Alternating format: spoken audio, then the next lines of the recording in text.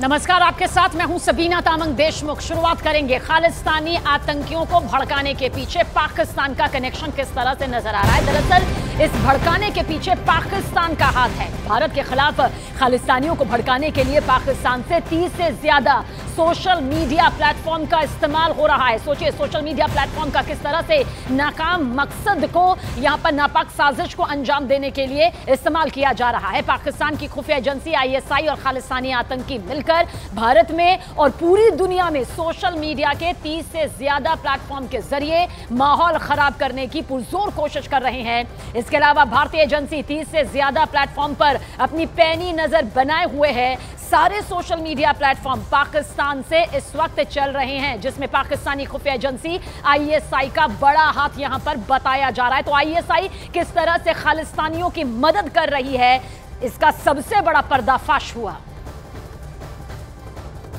कहाँ से ये जनरेट होता है, कौन सी कंट्री से ये जो सोशल मीडिया पे लोग एक्टिव होते हैं और किस किस प्लेटफॉर्म पे ये सब डालते हैं वीडियोस?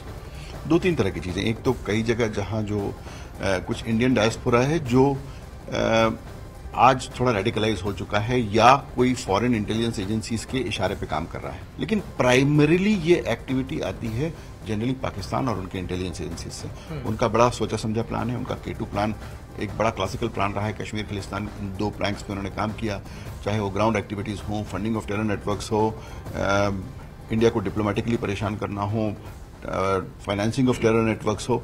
इसके बाद में अब जब टेक्नोलॉजी आज आ गई है तो सोशल मीडिया पे इस तरह के इन्फ्लुएंस को, इस तरह के एक नेगेटिव इन्फ्लुएंस को पैदा करके हमको तकलीफ देने का उनका एक बड़ा सोचा समझा रणनीति है।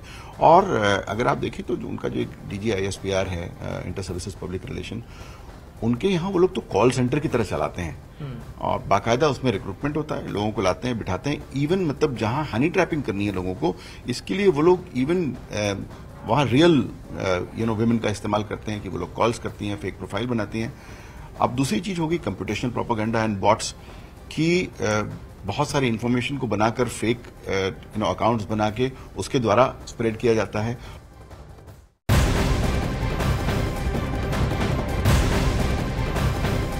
तो NIA लगातार एक्शन में है और वहीं कनाडा में बैठे खालिस्तानी आतंकियों की फंडिंग पर बड़ा पर्दाफाश अब हुआ है और इसका पाकिस्तान कनेक्शन भी सामने आया है। दरअसल सूत्रों के मुताबिक ड्रोन के जरिए पंजाब में ड्रग सप्लाई होती है और इससे होने वाली कमाई का हिस्सा कनाडा में बैठे आतंकवादियों तक पहुंचता है। इसी पैसे के दम पर खालिस्तानी आतंकी कनाडा में नशे का कारोबार बढ़ा रहे हैं और तमाम सबूत होने के बावजूद कनाडा सरकार चुप्पी साधे हुए है।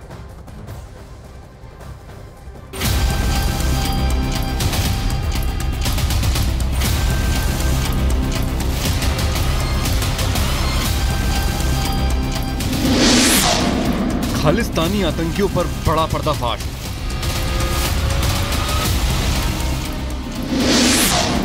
ड्रग्स के कारोबार से खालिस्तानियों को फंडिंग।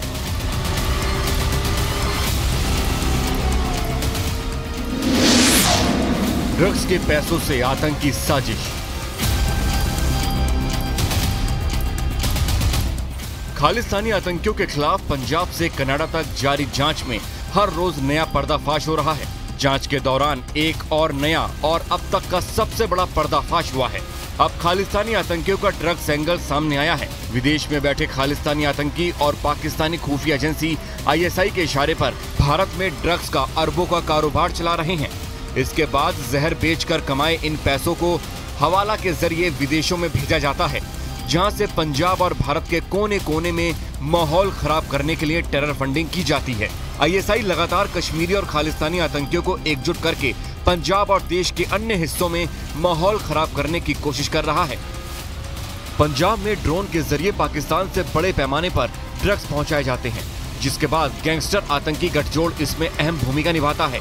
जांच में ये बात भी सामने आई है कि इस ड्रग्स को बेचने के बाद उसमें से एक बड़ा हिस्सा कनाडा में बैठे खालिस्तानी आतंकवादियों तक जाता है। कनाडा में बैठे खालिस्तानी आतंकी अपने नशीले पदार्थ का कारोबार वहां भी बढ़ा रहे हैं। ड्रग्स और जबरन वसूली से कमाए गए पैसे से अब ये खालिस्तानी आतंकी कनाडा की राजनीति में अपने कदम आगे बढ़ा रहे हैं। इसी राजनीति के चलते साल 2022 में कनाडा के एक बड़े नेता रिपु दमन सिंह मलिक की हत्या कर दी गई थी। हत्या का आरोप खालिस्तान आतंकी हरदीप सिंह निज्जर पर लगा था।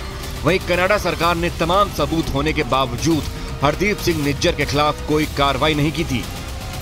साल 2016 के बाद पंजाब में सिखों हिंदुओं की टारगेट किलिंग खालिस्तानी आतंकी हरदीप सिंह निज्जर और उसके सहयोगियों की करतूत थी।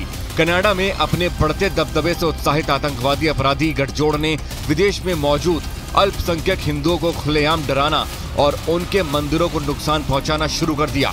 यही नहीं, कनाडा में हिंदुओं को देश छोड़ने की धमकी दी जा रही है। हिंदुओं पर हो रहे अत्याचार पर कनाडा सरकार की ये चुप्पी बताती है कि मानवाधिकार को नापने के लिए उसके दो अलग अलग पैमाने हैं। जहां पंजाब में छोटे छोटे मुद्दों पर भी कनाडा सरकार मजबूती के साथ आवाज उठाता है, तो वहीं कनाडा में चल रहे आतंकवादी आपराधिक गठजोड़ पर उसकी चुप्पी बहुत सारे सवाल खड़े करती है।